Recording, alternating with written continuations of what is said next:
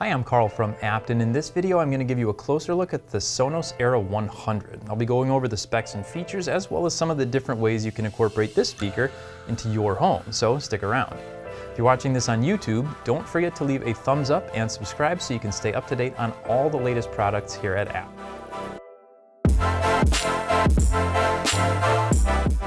The Sonos Era 100 represents the first major change to Sonos' smallest plug-in speaker since it released the Play 1 several years ago.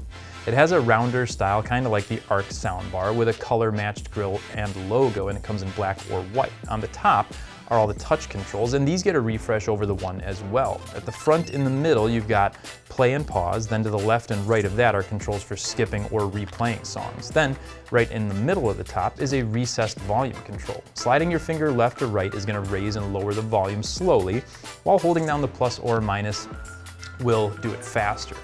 Above the volume controls is a little conversation bubble icon that you can touch to turn the voice service features on and off, which I'll talk more about a little later. Moving to the back of the speaker, at the bottom you've got a USB Type-C line-in connection. This can be used with Sonos' optional line-in or combo adapter to hook up a source like a CD player or even a turntable with a built-in phono preamp. Above that is a microphone toggle switch that not only disables those voice service features like the conversation bubble on the top, but also any other microphone dependent features. Then at the top of the back is a Bluetooth button that gives you an additional way to connect to the speaker wirelessly. Keep in mind though, this can't be used just as a Bluetooth speaker right out of the box. You do still need to set it up on the app before you can use that feature. And finally, an alternate way to connect wirelessly, Apple AirPlay 2. What you might notice is missing from the Era 100 though is the Ethernet connection. If you're looking to hardwire this into your network, you'll need to use that combo adapter. I'll put a link to it down in the description. Going back to those voice services I mentioned earlier, the Era 100 works with Sonos' own proprietary voice controls as well as Amazon Alexa. Google Assistant, though, is not available on this one, at least not directly. If you have another Sonos speaker in your system that works with Google Assistant, like the Roam or the Move, you can still control music on the Era 100 with one of those.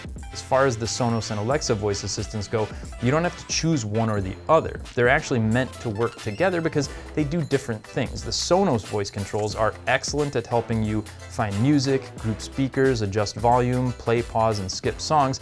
And as far as privacy goes, nothing goes to the cloud through the Sonos Assistant. It's all processed locally, so it's extremely secure. The Alexa portion is more like a traditional voice assistant where you can ask about the weather, find a recipe, get news updates, or even manage compatible smart home devices. But the big question is, how does it sound? And the answer is, unsurprisingly, very good. The One is an excellent small speaker, but the Era 100 is even better. It gets a slightly larger woofer, 2 angled tweeters, and 3 Class D amplifiers, giving it better bass and a noticeably wider soundstage than the One. But to get the most out of your Era 100, you'll want to use the Trueplay tuning feature in the app. And this is another area where Sonos has made a much needed improvement. For those that don't know, Trueplay is a feature that optimizes the speaker's audio by playing a series of tones while you walk throughout the room, waving your phone around to pick up the signals. But you could only use it with an Apple device. So if you were an Android user, you were essentially out of luck. But that's all changed with the Era 100. Sonos has finally made this feature available to use with Android devices. It works a little differently than the Apple version though. Using Apple, it just runs the optimization and you're done. With Android, you still go through the same calibration process, but afterwards you're going to get 3 different calibration options to choose from. This is done to account for the variance in microphones between all the different Android devices. Apple doesn't need to do this because they use a very similar microphone in all of their products. But no matter whether you have Apple or Android, we do recommend using this feature to really get the most out of your speaker.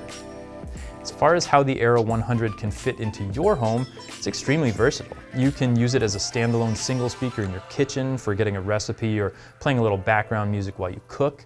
It can be stereo paired and used with a Sonos sub in a more dedicated listening area like a living room or an office.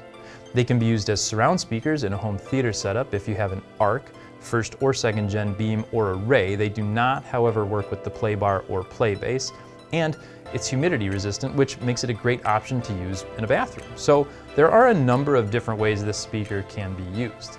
Now, would I go out and immediately replace all my Sonos One speakers with these?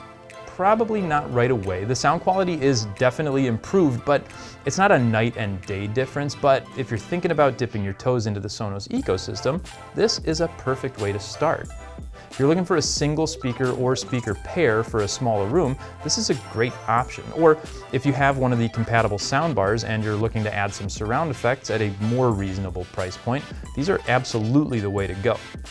If you have any questions on the Sonos Era 100, or you want to add one to your home, be sure to contact our audio experts here at Apt. We're always happy to help. Thanks for watching, and we'll see you in the next one.